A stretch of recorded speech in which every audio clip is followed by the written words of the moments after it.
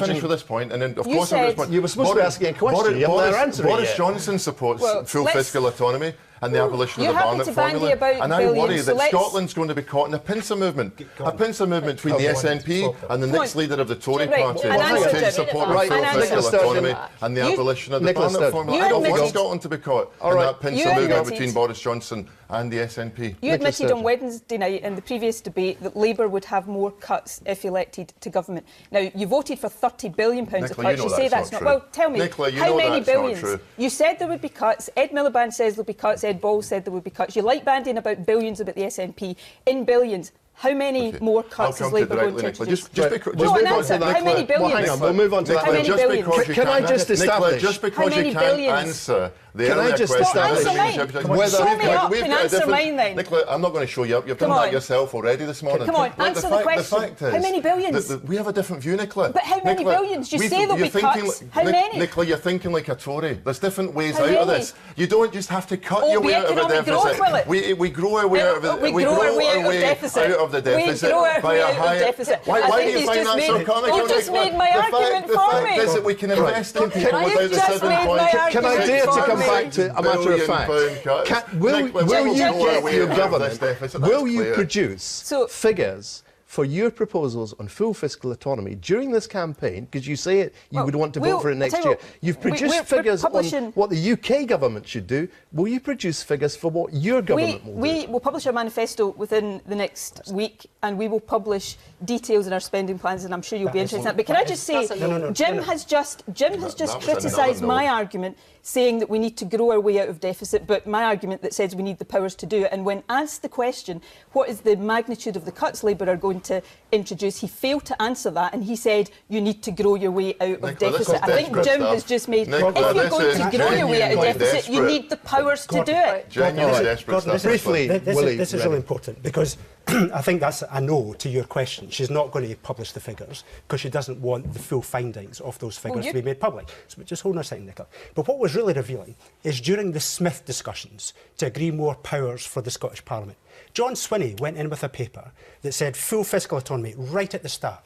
He dropped the proposals within the first discussion of the Smith Commission agreements. They blocked them. They said they did not want them on the table. And the reality is because they know that the arguments are very, very weak. And what we got was a package of proposals that will be £20 billion worth of tax powers and £3 billion worth of welfare powers. These are the cuts. Just in my vain attempts to establish some facts, before we move on to some of the broader issues about the economy, I did want to ask you about the referendum and some of the comments you made the other night.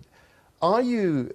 Obviously, the Conservatives, David Cameron is saying, look, if the SNP had any position of influence on the next UK government, it would spend its time plotting to break up Britain. Now, you seem to be suggesting the other night that wouldn't be the case. Absolutely. Can you give us, in that case, a guarantee that the SNP will not try to hold a referendum on independence during the lifetime of the next UK Parliament? This election is not about independence. No, that's not the question. Let me try and answer the question. Firstly, this election is not about independence. It'll be giving Scotland a strong voice in Westminster. I'm not planning another referendum. There isn't another referendum in the cards. You will not propose another referendum on your 2016 manifesto for the Scottish elections. In order for another referendum to be in an SNP manifesto in future, something significant would have to change from the situation we had last year in the referendum. But secondly, if it ever was in another SNP manifesto, people would have to vote for that. People are in charge. I think we understand that. But just to be clear, are you saying you have no plans to put a proposal for another referendum in your manifesto? Well, for example, you mentioned Europe, but there's not going to be a referendum in Europe before you have to produce your manifesto for next year's... That's not really a significant change. I didn't. What I'm saying is something would have to change. I'm not planning another referendum right now. So it will not be in your 2016 manifesto? Look, I haven't published the 2015 manifesto. It will be this time next year before we publish the 2016 yes, one. But the point is that David Cameron is saying you will simply use any influence you have in Britain to plot the breakup of Britain. SNP MPs No, the way you can answer that is to say, no, I will not propose another referendum. There's 2 points. Look, there's 2 points. No, this is important. These parties can say that politicians should arrogantly rule out things if they want. That's not the position I take. That's what you did before the referendum. Willie, you what said I'm saying is, once in a lifetime. Now you're saying it could be next year. If it's going to be in an SNP manifesto, something would have to change. But secondly, if it isn't another SNP manifesto, people will have to vote for it. And if people don't want another referendum, they won't vote for it. And that's the difference between me and these parties. I believe that people are in charge of this process, can we have some clarity? not politicians. You're saying, as of now, you have no plans to propose... I have no plans right now for another referendum. In your manifesto in 2016? Something would have to change in order for it to be in the 2016 manifesto. Very, very He's had more than a share. Please, Gordon. You mentioned David Cameron several times. I'm very clear.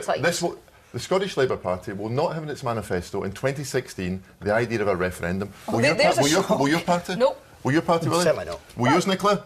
I've made my position clear. That's the answer you want. One question I would like They clearly don't believe in the right of the Scottish people to decide.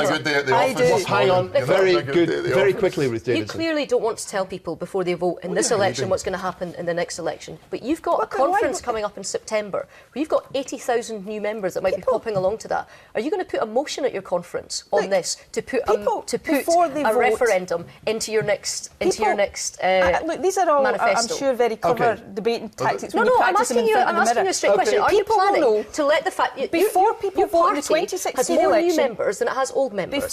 They have to be asked questions at your conference. I want to know if a referendum is one of those questions. A lot of people watching this programme are interested in a range of things. I want to move on. But why do you find it so hard to repeat today what you said before the referendum? You ruled it out for a lifetime. Life has become very short if that's the period of a lifetime. Nicola, we all do, and you gave them Nicola, you gave the people a promise in September that there wouldn't be another referendum. Okay, we need to move on. We need to move on. No, we need to move on. Sorry, we need to move on. Austerity, which is what a lot of people watching this programme, Jim Murphy, will be more interested in. Austerity. Are you saying the next Labour government will not need to make any cuts in public spending on welfare? We've said we'll do things differently. Are you saying you will not make any cuts in public spending? We've set out where we'll make a changes. Ed Balls has done it, and so have I. We've said, for example, Nicola, you say it's ridiculous. I haven't even started on my answer. Nicola, we got to the end of your 10-minute answers and we were none the clearer. The fact is, we will make savings. For example, straightforward answer is things like child benefit. We've said that we will cap increases in child benefit at 1% for the first 2 years of the Parliament. That will save £400 million. We'll make changes at the Ministry of Defence to save tens of millions of pounds further. There's other things that we'll do. But most of our changes will be through investing in people, a higher minimum wage, abolishing the exploitative zero-hours contracts. On the basis, it's a pretty straightforward idea, which is if people go out work more regular hours for higher wages, they're paying more taxes, it's less of a drag on the welfare state, and our country can be more successful. So when I ask you what you will cut in public spending, your answer is you'll raise the minimum wage. No, I gave you some answers. We'll freeze the levels of child benefit on those pensioners. And how much will that save you? £400 million. On the richest number of pensioners, we will end the winter fuel payment for the richest pensioners. The figures on the 5% of the richest pensioners depends, of course, on pension incomes and how much is paid. But on the child benefit, it's £400 million. Another thing we wouldn't do, Gordon, is the £3 billion of savings on the 50p tax rate being cut to 45. Okay, so there's another change. Very basic point. There's £3 billion of changes just on that one policy. A very basic point. Of course. According to the Institute of Fiscal Studies, which you're such a fan of when they come to comment on Nicola Sturgeon's proposals, they say if Labour signs up to the Charter for Budget Responsibility, which you voted for, and you balance the deficit, the current deficit, by 2018-19, you will have to cut £6 billion of public spending or raise taxes by that amount. On the other hand, if you commit to balancing the current budget by the end of the Parliament, you don't need to make any cuts at all. So which one is it? Well, I've already answered the fact that £3 billion will come from this one tax change of the 45 to 50p. That's already clear. £400 million from the child benefit changes. Actually, the IFS are pretty clear. is that we don't have to make further cuts to achieve our spending rules. They're not clear. They're very clear indeed. They say if you stick to the charter you signed up for, you will have to make £6 billion of tax rises or spending cuts. If you abandon that idea and say that you will balance the books by the end of the Parliament, then you can escape making spending cuts. So which is it? One policy gets you half the way there already in terms of the £3 billion, the tax cut that the Tories have given to the richest couple of percent. So we would reverse that, really, and that's the £3 billion that's there, Gordon. It's very clear. But the IFS, I've said before, that still leaves you about £2 billion short. I've said before across the UK. Because the IFS says that it will raise you between IFS are very clear $2 billion. that we do not have to make further cuts to achieve our spending rules, which is to get the current account in balance as soon as possible in the next Parliament. But what you've just said contradicts what you said a second ago. You just outlined the cuts you were going to make, that's right, and then you say we're not going to make any cuts. No, we don't need to make any further cuts. We're very clear that our economy can succeed if people are out earning more, if they're not stuck on benefit. You know, two of the big costs in the welfare state at the moment. Because Nicola Sturgeon's getting very exasperated. Even more so than she was earlier. Two of the big pressures in the welfare budget are the fact that we're subsidising low pay. So many people go out to work, and yet the government has to subsidise it. So we will no longer subsidise that degree of low pay and low pay employers. That's a big change. And here in Scotland, we spend £1.8 billion on housing benefit. Why don't we use some of that housing benefit to build affordable housing? That's a much better way of doing it. So let's not use the welfare state to subsidise low pay that people can't survive upon, and ensure that we're subsidising Ruth Davidson? Well, what I didn't understand is housing benefit points. I don't know if people are still getting their housing benefit if they're using that money to build houses, but we'll leave that one to one side. One of Jim's main thrusts of his answer there was getting more people back to work and therefore off benefits. That's exactly what the coalition government have been doing over the last 5 years. 1.9 people across the UK. 1.9 million, I think. 1.9 million, not sorry. Less than 2 people. I'm not trying to do your research for you, but almost 2 million people across the UK, 174,000 without returning to the previous discussion, I would point out that when Nicola Sturgeon says she'll do that to balance the books with fiscal autonomy, she's talking about the growth of the economy. I'm saying actually jobs, people, jobs, numbers, wages coming into family. And it's simply true that over the last 5 years, we've seen the number of workless households, children growing up in workless households, fall. We've seen the number of people in work rise. We've seen pensioner poverty fall. You know, these are the changes that are working now. I'm not saying that it's been an easy 5 years. It's not. It's been a tough 5 years, but we've come a long way in 5 years. Willie, Rennie. He said there's no money left, and his government said that. And we need to finish the job to get more people back into work. Hang on, let Willie Rennie have a shot. He's hardly had a word in Edgewood. The people stuck in the exploitation contracts and the people on the lower wages. Willie Rennie. 21,000 people across the UK have hang on, Ruth Davidson. Come on, let Willie Rennie have a shot. Labour councils. Why does 68 of your Labour Do MP you think it's okay? Okay, Willie Rennie. What we need to try and do here is to make sure we continue the path that we've pursued over the last 5 years. We don't want to veer off to the left with £180 billion worth of borrowing, and Jim's not far short of that in terms of extra borrowing, or to the right with massive cuts that the Tories are proposing to do to take us back to the 1960s in terms of public spending. What we want to do is pursue the route that we've already pursued the last 5 years that secured 174,000 extra jobs in Scotland as a result of the economic plan that these guys said would not work. We've got taxes cut for those on low and middle incomes. That means there's a huge boost, £825 back in people's pockets. So the real test in this election, Gordon, is that in the 11 seats that the Liberal Democrats are facing the SNP in Scotland, you can either choose the SNP that are proposing to have massive borrowing and possibly another referendum, and a £7.6 billion worth of austerity in terms of their... But what we so you're doing your stump speech now. Or Liberal Democrats that are cutting taxes, keeping the economy on track, and making sure that we're progressing. Nicola Sturgeon.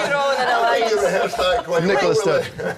Ruth and Willie, the one thing I would say for Ruth and Willie is at least they're honest. They want to introduce further swinging cuts. Jim's not been honest. Swinging when it's 30 billion, but modest when it's 180 billion worth of borrowing. How does that work, Nicola? Well, I don't want to see further austerity that plunges more kids into poverty. Poverty's that hits fallen, the Nicola. poorest, hardest. The number of children... Poverty. Ruth, check the figures. Poverty was falling until welfare cuts were introduced, and poverty is now rising. This has your name and your face on it. But it's rising again. It's child poverty. Yeah, because it was falling, and now it's rising again. again. The latest published figures. This is clearly one she prepared earlier. Much has changed since 2011, and the latest published figures show decreases in the number of children living in poverty. We should be proud of the progress that we are making. People out there know poverty's rising, whatever Ruth might want to say to the contrary. This is but anyway, you wrote this. This is your picture and your signature. We should be proud of the progress we're making. Is rising. This is your welfare cuts kicked child poverty strategy for Scotland. Again. It is a fact. Child poverty in Scotland is lower now than at any point under the last Labour government in Scotland. That is from your own figures. No, can I just check? People watching. Nicola Sturgeon, let you speak. She's just told me I'm telling an untruth, and it is a fact. The most recent figures in Scotland showed your child website poverty last night. increasing. So unless it's changed overnight, child poverty is lower in Scotland now than at any time under the last Labour government. People watching. This is difficult. People watching. Let Nicola Sturgeon say something. People watching living in